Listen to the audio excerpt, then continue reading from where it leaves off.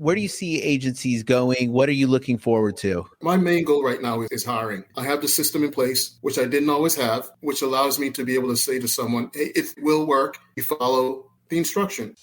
Insurance dudes are on a mission to escape being handcuffed by our agencies. How? By uncovering the secrets to creating a predictable, consistent, and profitable agency sales machine. I am Craig Pretzinger. I am Jason Feldman. We are agents. We are insurance dudes. Yeah, I was just talking to somebody in our office today, and I was like, going into these times of recession and all this stuff and all this craziness that, you hear about on the news. And it's like, dude, we're in the best industry ever. Because you know what? People have to have auto insurance. So it's mandated by the states. So it's like, I mean, I don't want to jinx it, but it's a recession-proof industry. You're right. At least this year, right? I think I thought in the COVID year, I thought I'd lose people. I actually gained business during COVID, which if you'd said, pull hand to fire, I would think I'd lose money and business during COVID, which I did not. The next year I did, but the COVID year I did not. Yeah, it was crazy. That year, I remember talking to Craig because we were both at scratch agencies. And at that point, we were investing, like obscene amounts of money into leads, telemarketers, and like the whole thing. Plus, we had a big staff. So I'm like, I was just like doom and gloom. I'm like, well, we have like almost $100,000 monthly budget right now. That was like wild. If this gets shut off, like I don't have like hundreds of thousands to float this thing, So you got to pull the Bezos though, man. Big risk. You got to do it. The big bets. So we just kept going and we're like, week 1, week 2, like the shutdowns and stuff. And I'm like, wow, I think that we can hold steady. And then it's like, we're having some of the highest sales we've ever had. We're like, this is insane because it's such a polarity of, on one hand, there's a lot of infrastructure that's breaking down everywhere, and then on the other hand, it's like we were doing really well. So it's weird time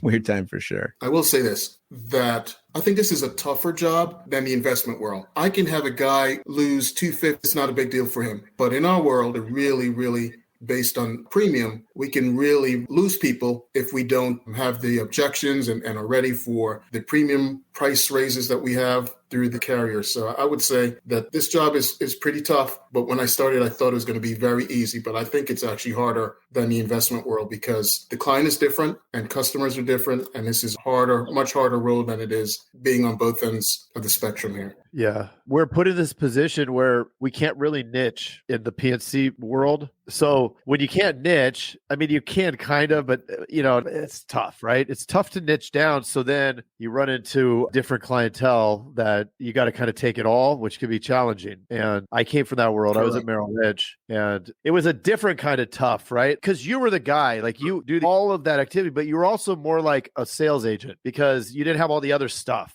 And here it's, well, you have to get the sales, but also your HR and your payroll, your HR, your marketing, your sales, your investments, your everything, right? You're a psychologist. You're a counselor and counselor, psychologist, doctor. I put Band-Aids on people. Absolutely. It's crazy. Absolutely. And so you just have to it's that thing, right? The grass is always greener. Like you look over there, that must be easier over there. They're just selling auto insurance, right? It's like, but there's some other stuff. Absolutely. I hate to say that was my thinking. I could do that. He does that. I can do it. The whole saying, the grass is always greener, it comes from this story of these two farmers that their properties are next to each other. They always looked at the other guy's farm and thought, man, if I had that farm, then everything would be better. And the other farmer was looking over saying the other one, and they ended up trading. And then when they traded, they were like, oh, same shit.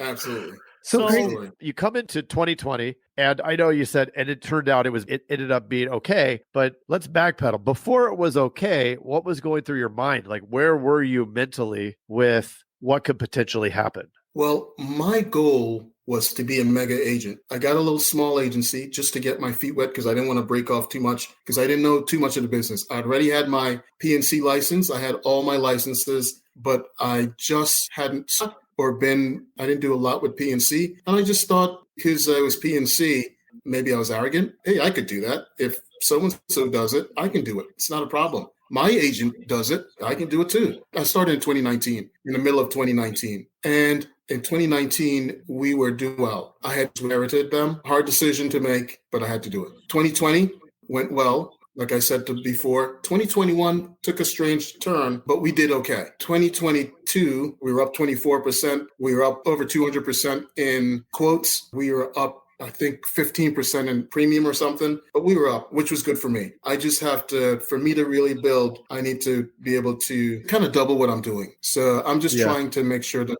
I can take this to the next step. And how do I do that? So it's tricky, right?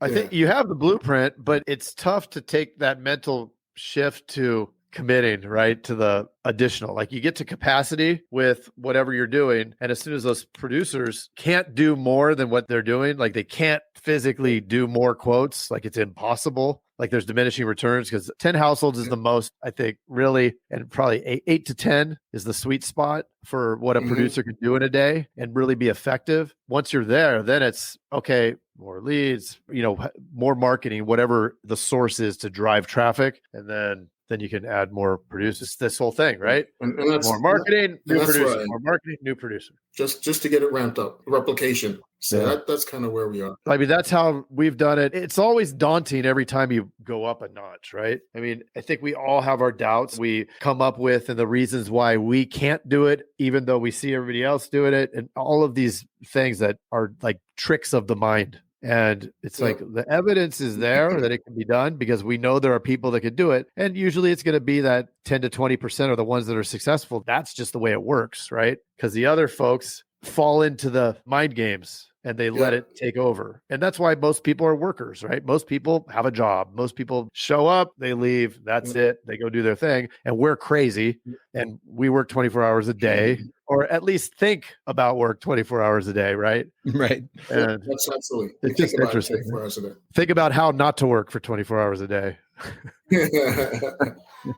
I totally agree. So what was the big breakthrough? I think not burning out my people, not to give you guys a plug here, but starting off small, and I couldn't get my guys to really I was asking them to make 80 to 100 calls. As everyone told me, that's a sweet spot. Make your guys make 80 to 100 calls, Paul. You'll make a killing. And I was burning them out. So, I mean, they'll do it for 3 days. And then the other 2 days, I'm like, what happened? They do it on Monday and Tuesday, Wednesday. Everybody shuts down. And I'm like, what happened? I'm looking at the numbers. It's 12 o'clock and no one has over 30 calls. I think moving them from making just calls from the leads to actually actively receiving calls and being able to sell and overcome objections, having more of the ability to tell them, hey, here's what we're going to do. We're going to get sharper and sharper every day to overcome objections. And that's going to be our selling point. First, we're going to have a point of, hey, do you just transfer me from someone else? How do we talk through? I'm getting a call from a telemarketer. The person just said, why did they transfer you? And now we never have that problem. That's not even a problem for them because once we worked on it enough,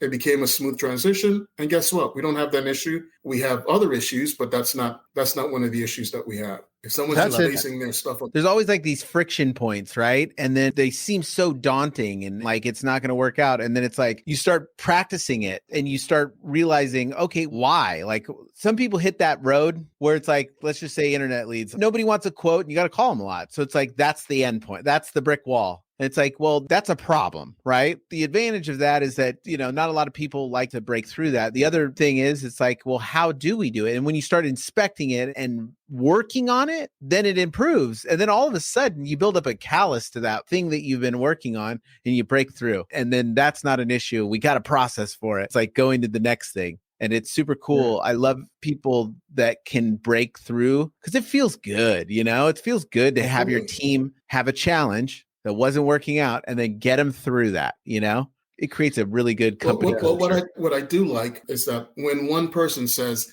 hey, Paul, that actually worked. Yeah. So now I can go back to everyone else and you know what? You can say you just had a sale based on using the script. We just got to follow the script. Put it in your own words, but we just got to follow the script. So I think that helps a lot. And that just helps when you have success. Everyone buys in. If you don't, and everyone's sitting there saying, hey, no one makes over 40 calls a day, that kind of stuff. Those are the calls and you can show that there's negative questions and comments. Yeah.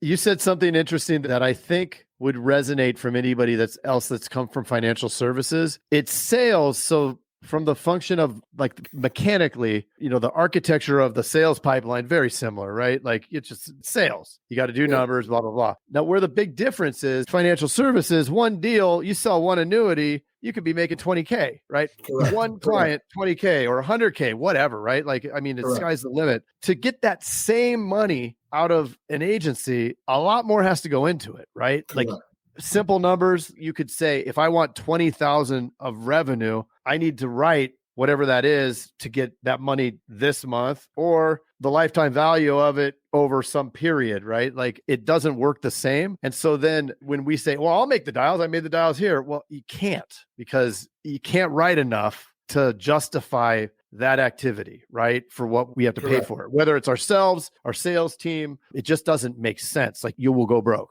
And so if you're listening and you're in the financial services, this is the kind of what like we went through.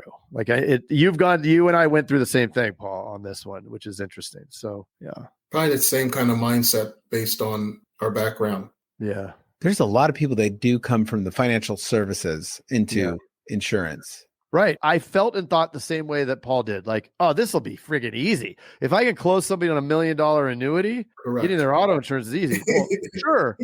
Sure, it is easy. But guess what? I'm only making $20. So not 50,000. So I got a problem here, right? Like I can't do 20 times X equals 50,000 amount of work. Like it just isn't possible. Like there isn't enough hours in the day to make the thousands of dials that I would need to make to do it. So it's interesting. It's just, I love it. The different businesses and the different ways they work. But at the end of the day, every business, it comes down to the math. And there's some equation that you can figure out how to maximize revenue. Yep.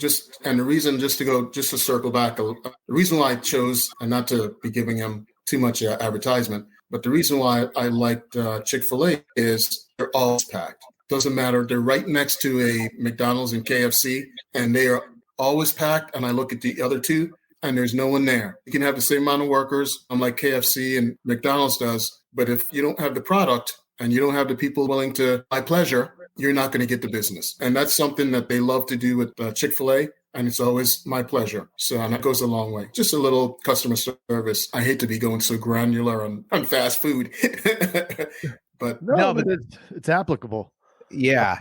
So Paul, as we're coming into 2023 and just post-COVID and everything, like where do you see agencies going? What are you looking forward to? I think for me, looking at 2022 and on something that Craig said, we're always thinking about this. On New Year's Eve, which is my brother's birthday, I was sitting there thinking, where is my business going to go for 2023? And what I'm going to do a little retrospect in June and figure out where I am, where I need to be, and did I do something wrong? Should I change position, or how is this going to work? But my main goal right now is hiring. I have the system in place, which I didn't always have, which allows me to be able to say to someone, hey, it will work. You follow the instruction, and here's what others have done, and they've been successful. So for me, I think now that I have the process in place, when I started in 2019, I didn't know what I was doing. I was just following what every other agent was doing close by. But for me to grow, I just have to have a process in place that will actually allow my salespeople to do what salespeople are supposed to do. So for me, I don't hire any service people anymore. Those days are gone. I used to, but I'm not doing that anymore because I can do it myself if I need to, and they're not driving revenue for me. As much as I've tried to get some people to drive revenue, if it's not in your DNA, it's not in your DNA. I shouldn't force you or make you feel uncomfortable having to do something that you don't like to do. So it's usually not a good fit. So for me, I'll say that I'd rather have salespeople, and my goal is to just find salespeople that are willing to work and make. Usually the number one goal is to make a ton of money. Usually the ones that work well for me. There you go. Well, cool. You went the distance. We went 2 minutes over than we promised, but Paul, thanks so much. So awesome to have you. Hopefully we'll see you at one of the elite calls one of these Wednesdays. And then if you're going to make it out to San Diego, that'd be awesome too. So we'll see you around the corner. Thanks for coming on.